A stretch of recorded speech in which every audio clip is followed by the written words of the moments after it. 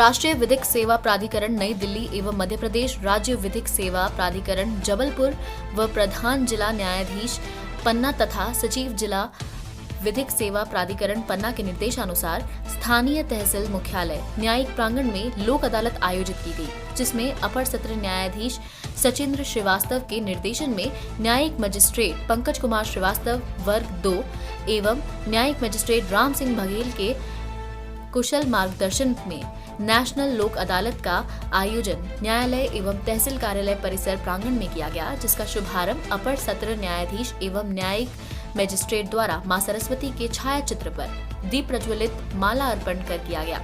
माननीय अपर सत्र न्यायाधीश सचिंद्र श्रीवास्तव ने लोक अदालत के दौरान कहा, आपसी सामंजस्य विवादों को निपटाने का सर्वश्रेष्ठ माध्यम लोक अदालत है एवं विवादों को त्वरित निवारण के लिए लोक अदालत एक मजबूत मंच है। न्यायाधीश श्रीवास्तव ने कहा कि राजीनामा योग्य एवं छोटे प्रकरणों के नेशनल लोक अदालत राजीनामा हो जाने पर न्यायालय एवं अधिवक्ता के पास बड़े तथा गंभीर प्रकरणों में पक्षकारों को न्याय दिलाने का भरपूर समय हो जाता है। उन्होंने कहा, नेशनल लोक अदालत में राजीनामा होने पर पक्षकारों की कोर्ट फीस वापस हो जाती है तथा प्रकरणों की त्वरित निराकरण होने पर पक्षकारों के समय की बचत होती है। इस प्रकार नेशनल लोक अदालत आर्थिक एवं समय की क्षति से बचने का सर्वोत्तम माध्यम है।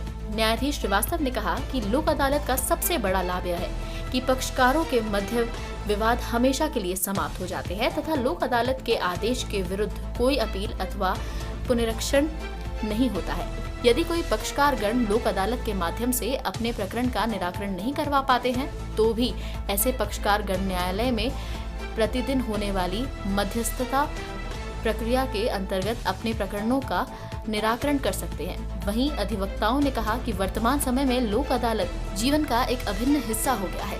लोक अदालत सफल आयोजन से ही हम विवाद रहित समाज की परिकल्पना साकार कर सकते हैं। वहीं अपर सत्र न्यायाधीश सचिंद्र श्रीवास्तव की न्यायालय में 117 प्रकरण निराकरण हेतु रखे गए, जिसमें 11 प्रकरणों का सफलतापूर्वक आपसी राजीनामे के आधार पर निराकरण किया गया।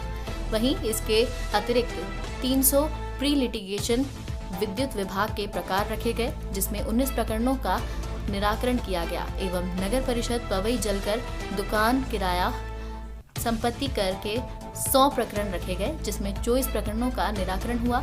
उक्त नेशनल लोक अदालत में लंबित राजीनामा योग्य सिविल एवं आपराधिक प्रकरण, विद्युत प्रकरण, नगर परिषद के जलकर प्रकरण, संपत्ति प्रकरण, बैंक प्रकरण, मोटर दुर्घटना, भरण पोषण, घरेलू हिंसा प्रकरण, वैवाहिक विवाद, चेक बाउंस, श्रम राजस्व, दीवाने मामले निराकरण किए गए तथा जो भी व्यक्ति आपसी सुलह समझौते के आधार पर प्रकरणों का निराकरण करना चाहते थे, उन्होंने न्यायालय में उपस्थित होकर लोक अदालत का लाभ लिया एवं तहसील न्यायालय के प्रकरणों में भू अर्जन बैंक के प्री लिटिगेशन प्रकरणों का निराकरण किया गया।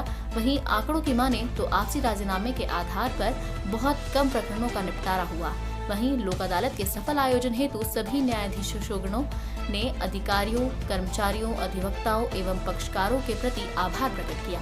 उच्च न्यायालय के निर्देशानुसार इस वर्ष कुल 4 नेशनल लोक अदालतों का आयोजन किया जाना है। इसमें इस वर्ष की पहली लोक अदालत 11 फरवरी को आयोजित की गई है। लोक अदालतों में हम लोग प्रकरणों का निराकरण राजीनामा के आधार पर करते हैं। इसका सबसे बड़ा फ़ायदा ये होता है कि एक बार जब लोक अदालत में केस निपट जाता है तो उसकी कोई अपील नहीं होती है। दोनों पक्षकार विन विन वाली पोजीशन में रहते हैं। किसी पक्षकार को ये नहीं लगता कि मैंने अपना मामला लूज़ किया है, बल्कि दोनों पक्ष ये मानते हैं कि हम अपने मामले में अपना फैसला खुद की शर्तों के आधार पर करा के आए हैं। दूसरी चीज़, जब अपील नहीं होती है तो मामला यहीं का यहीं ख़त्म हो जाता है। पक्षकारों के मध्य आपसी सामंजस्य बना रहता है। उनकी देश भावना जो होती है वो ख़त्म हो जाती है। जो शमनीय प्रकृति के मामले होते हैं उनको लिया जाता है। क्लेम के केसेस लिए जाते हैं, बिजली के केसेस लिए जाते हैं। जो छोटे मोटे अपराध हैं, शमनीय अपराध हैं, उनके मामले लिए जाते हैं। इन सब मामलों का निराकरण लोक अदालत के माध्यम से किया जाता है। लोक अदालत का मुख्य प्रयास यही रहता है कि दोनों पक्षों के बीच राजीनामा के आधार पर, आपसी सहमति के आधार पर उनके प्रकरणों का निराकरण हो जाए। आम आदमी को सर किन किन प्रक्रियाओं से गुजरना पड़ता है? देखिए, जब आप केस को लड़ते हैं तो आपको साक्ष्य प्रस्तुत करना पड़ता है, तमाम कानूनी पेचीदगियाँ होती हैं। लेकिन जब आप लोक अदालत के माध्यम से आते हैं तो आपको कोई साक्ष्य देने की आवश्यकता नहीं होती। आप उन तकनीकी चीज़ों से दूर हट जाते हैं और अपनी शर्तों पर, जो दोनों पक्षकारों के मध्य शर्तें निर्धारित हुई हैं, अगर वो शर्तें विधि अनुरूप हैं तो उन्हीं शर्तों के आधार पर राजीनामा का आदेश पारित कर दिया जाए। आम आदमी के लिए कौन सी सहायता प्रदान करती है सर? आम आदमी इसमें सबसे पहली बात तो उसको जो कोर्ट फीस होती है वो माफ़ हो जाती है। दूसरी चीज़ यह है, जो छोटे मामले होते हैं, आपराधिक प्रकरण, उन मामलों में उसके केस का निपटारा हो जाता है। उसको अनावश्यक कोर्ट का चक्कर नहीं लगाना पड़ता है, कोर्ट में पेशियों पे नहीं आना पड़ता है। एक बार निराकरण, हमेशा के लिए निराकरण हो जाता है।